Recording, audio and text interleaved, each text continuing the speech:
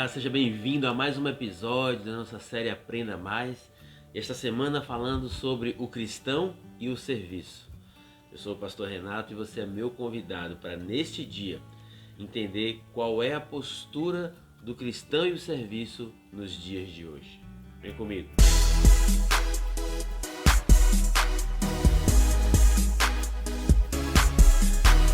Se você não é inscrito ainda no nosso canal, eu quero te convidar a você fazer agora a sua inscrição. Clica aqui no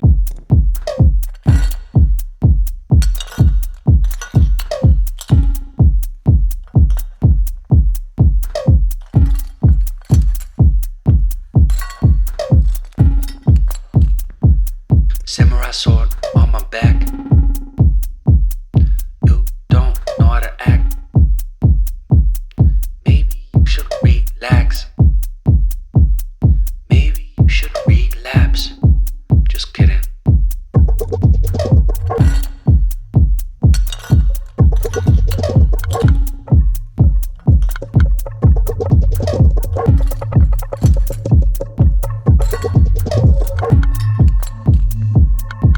Stop, stop, stop, stop, stop, stop. Stop, stop, stop, stop, stop, stop. Stop, stop, stop, stop, stop. Stop, stop, stop, stop, stop, stop. Stop, stop, stop, stop, stop, stop, stop, stop. Stop, stop, stop, stop, stop.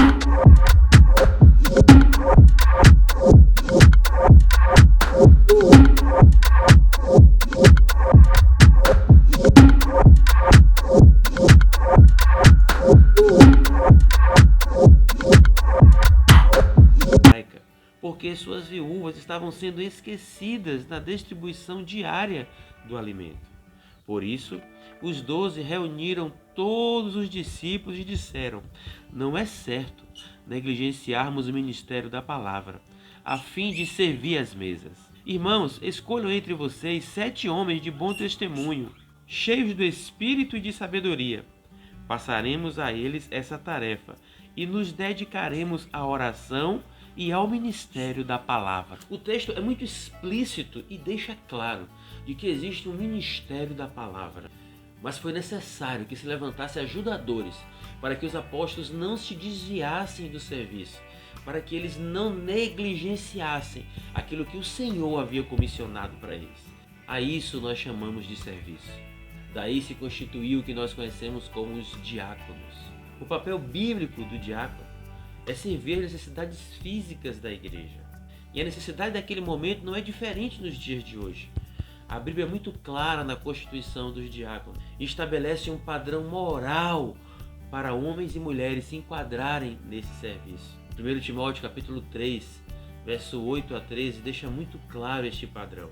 Os diáconos igualmente devem ser dignos, homem de palavra, não amigo de muito vinho, nem de lucros desonestos. Devem apegar-se ao ministério da fé com a consciência limpa. Devem ser primeiramente experimentados. Depois, se não houver nada contra eles, que atuem como diáconos. As mulheres igualmente sejam dignas, não caluniadoras, mas sóbrias e confiáveis em tudo. O diácono deve ser marido de uma só mulher e governar bem os seus filhos e a sua própria casa. Os que servirem bem alcançarão uma excelente posição e grande determinação na fé em Cristo Jesus. Você consegue notar a clareza de detalhes nesse texto? Ele estabelece um padrão moral, de postura para um diácono. Primeiro fala que precisa ser digno e respeitável. Está relacionado a alguém irrepreensível que pratica justiça. Depois o texto fala que tem que ser de uma só palavra. Ou seja, pessoas que são diretas nas suas falas e honram aquilo que dizem. Não tem duas faces e são sinceros. A palavra de um diácono precisa ser confiável e ter credibilidade. Depois o texto fala que não pode ser inclinado ao vinho, à bebida forte. Ou seja, a pessoa precisa ter domínio próprio, controlar o seu próprio corpo, disciplinado. O texto ainda fala para não ser cobiçador. desejar um lucro desonesto, ou seja, alguém que não ama o dinheiro, mas dá o seu devido valor na sua vida. São pessoas que precisam ser sólidos na fé, que conservem esse ministério da fé com a consciência limpa, que não oscile e um dia esteja bom, um dia esteja ruim, um dia esteja pronto para servir, o outro dia não esteja. Não é esse o comportamento bíblico de um diácono. O texto também fala que precisa ser alguém irrepreensível, que foi provado, que foi testado e aprovado no seu caráter, na sua reputação, que tem uma maturidade espiritual, moral e doutrinária. O texto também fala que o diácono precisa ter uma esposa piedosa, respeitável, não maldizente, temperante, sóbria, fiel. O texto ainda traz uma qualificação para a diaconia, dizendo que precisa ser marido de uma única mulher. O texto requer uma fidelidade do homem para com a mulher, uma integridade moral dentro do casamento, de respeito, de unidade, de entender aquele matrimônio e a aliança que foi feita. E por fim o texto diz que governe bem a sua casa e a sua família. O diácono precisa ser um líder espiritual da sua esposa e dos seus filhos. Pegando carona nesse texto de 1 Timóteo capítulo 3, vemos também uma função de governo sendo explicada no texto, cujo objetivo é tomar decisões e dar diretrizes à comunidade, todas alinhadas com o propósito de Deus. Aí mesmo, em 1 Timóteo capítulo 3, do verso 1 a 7, a palavra nos ensina: esta afirmação é digna de confiança. Se alguém deseja ser bispo, deseja uma nobre função. É necessário, pois, que o bispo seja irrepreensível, marido de uma só mulher, sóbrio, prudente, respeitável, hospitaleiro e apto para ensinar. Não deve ser apegado ao vinho, nem violento, mas sim amável, pacífico e não apegado ao dinheiro. Ele deve governar bem a sua própria família, tendo os filhos sujeitos a ele, com toda dignidade. Pois se alguém não sabe governar a sua própria família, como poderá cuidar da igreja de Deus? Não pode ser recém-convertido, para que não se ensoberbeça e caia na mesma condenação em que caiu o diabo. Também deve ter boa reputação perante os de fora, para que não caia em descrédito nem na cilada do diabo. Eu quero que você perceba que nós falamos de diaconia relacionando a serviço. Mas esse próprio texto de 1 Timóteo 3 traz um padrão moral de uma outra função dentro da igreja, que é a função de governo. E é necessário que haja essa distinção, governo e serviço, de modo que cada um cumpra o seu propósito e não negligencie aquilo que o Senhor colocou de atribuição, de função para cada um. Quando estabelece o padrão moral de governo numa igreja, esse texto menciona a figura do bispo. Mas na Bíblia nós vemos ainda dois outros papéis de função de governo, o presbitério e o pastor. 1 Timóteo capítulo 5, verso 17, a palavra nos ensina: os presbíteros que lideram bem a igreja são dignos de dupla honra, especialmente aqueles cujo trabalho é a pregação e o ensino. Note que existe essa relação clara do presbítero com cuidar da igreja, do apacentamento, do ensino. Também temos a função pastoral. Jeremias capítulo 3, verso 15, a palavra nos ensina: e vos darei pastores segundo o meu coração, os quais vos apacentarão com ciência e com inteligência. Jeremias 23, 4 ainda fala: e levantarei sobre elas pastores que as apacentem, e nunca mais temerão, nem se assombrarão, e nenhuma delas faltará, diz o Senhor.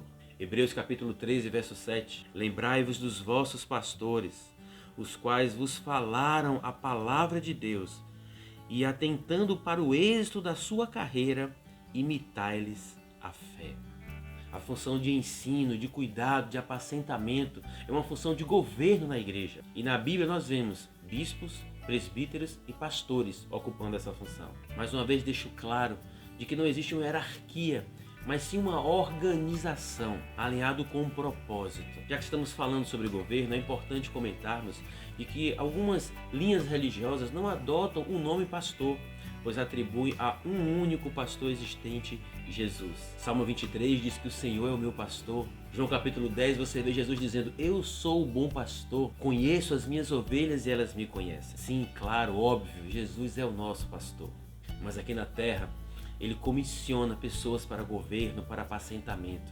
bispos, pastores, presbíteros, que têm a função de aconselhamento, de ensino da palavra. Essas são funções de governo.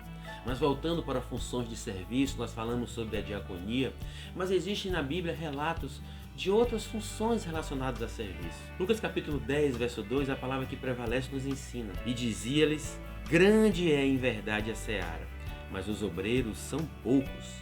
Rogai, pois, ao Senhor da seara que enviem obreiros para a sua seara.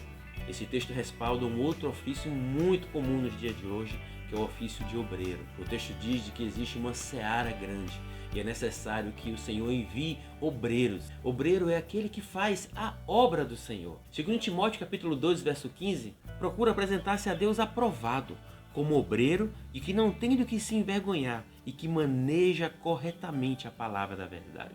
Note que existe também um padrão moral, aquela pessoa que faz a obra do Senhor. E o requisito é conhecer, manejar, praticar a palavra do Senhor de maneira correta. Na nossa comunidade, por exemplo, nós não usamos o termo obreiro. Fomos direcionados pelo Senhor a usar o termo cooperador, pois cooperador, trabalhador, ceifeiros, obreiros dizem respeito à mesma coisa.